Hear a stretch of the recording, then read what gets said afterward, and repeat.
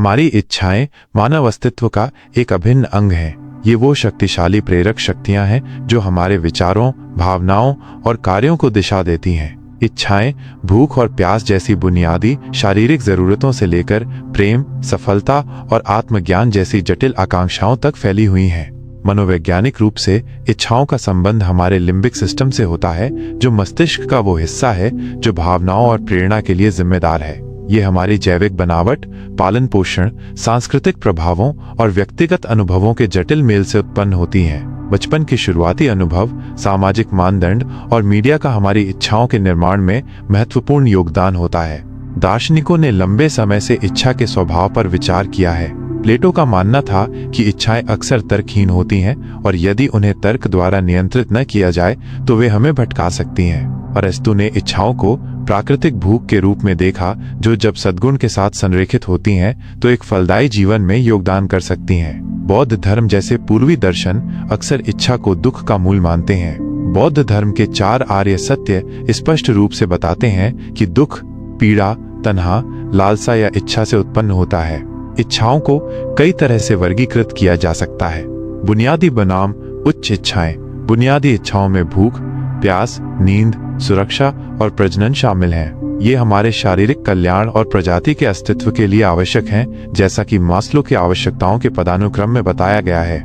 उच्च इच्छाओं में प्रेम, संबंध, सम्मान, ज्ञान, सौंदर्य और आत्म साक्षात्कार की इच्छाएं शामिल हैं। ये अक्सर अधिक अमूर्त होती हैं और हमारे भावनात्मक और बौद्धिक विकास में योगदान करती हैं। भौतिक बनाम अभौतिक इच्छाएं। भौतिक इच्छाओं में धन, संपत्ति और उपभोग की वस्तुएं शामिल होती हैं। ये अक्सर सामाजिक आकांक्षाओं और आराम या स्थिति की तलाश से प्रेरित होती हैं।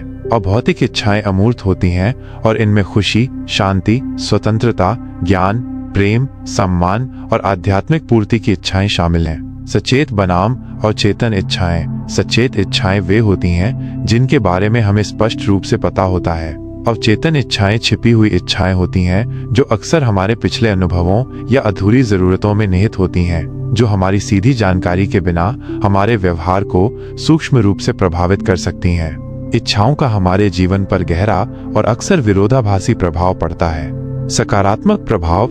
इच्छाएं शक्तिशाली प्रेरक होती हैं। वे नवाचार, व्यक्तिगत विकास और सामाजिक उन्नति को गति देती हैं। बेहतर जीवन की इच्छा शिक्षा, कड़ी मेहनत और रचनात्मकता को जन्म दे सकती है। ज्ञान या आत्म सुधार जैसी उच्च इच्छाओं की तलाश से महत्वपूर्ण व्यक्तिगत विकास और पूर्ति हो सकती है। प्रेम और संबंध की इच्छा मजबूत सामाजिक बंधन और समुदायों को बढ़ावा देती है। नकारात्मक प्रभाव। अनियंत्रित इच्छाएं लगातार लालसा, असंतोष और खालीपन की भावना को जन्म दे सकती हैं, भले ही इच्छित वस्तुएं प्राप्त हो जाएं। ऐसा इसलिए है क्योंकि इच्छा अक्सर इस बात पर ध्यान केंद्रित करती है कि क्या कमी है, न कि क्या मौजूद है। जब हम अपनी इच्छाओं से अत्यधिक जुड़ जाते हैं तो जो हमारे पास है उसे खोने या जो हम चाहते हैं उसे प्राप्त न करने का डर महत्वपूर्ण चिंता और संकट पैदा कर सकता है। सामूहिक अनियंत्रित इच्छाएं प्रतिस्पर्धा, असमानता, संघर्ष और पर्यावरणीय गिरावट जैसी सामाजिक समस्याओं को जन्म दे सकती हैं। भौतिक धन की अथक खोज नैतिक विचारों को दरकिनार कर सकती है।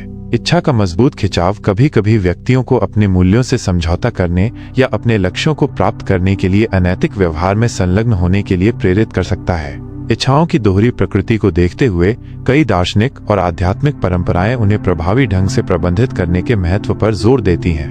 अपनी इच्छाओं की जड़ को समझना पहला कदम है। आत्मनिरीक्षण के माध्यम से हम ये पहचान सकते हैं कि हमारी इच्छाएं वास्तव में हमारी अपनी हैं या बाहरी रूप से थोपी गई हैं, और क्या वे हमारे उच्चतर कल्याण की सेवा करती हैं। अपनी आवश्यक जरूरतों और सतही चाहतों के बीच अंतर करना सीखना महत्वपूर्ण है। जहां जरूरतों को अस्तित्व और बुनियादी कल्याण के लिए पूरा किया जाना चाहिए, वहीं कई चाहतें वैकल्पिक हो सकती हैं और यदि अत्यधिक पीछा किया जाए तो असंतोष पैदा कर सकती हैं।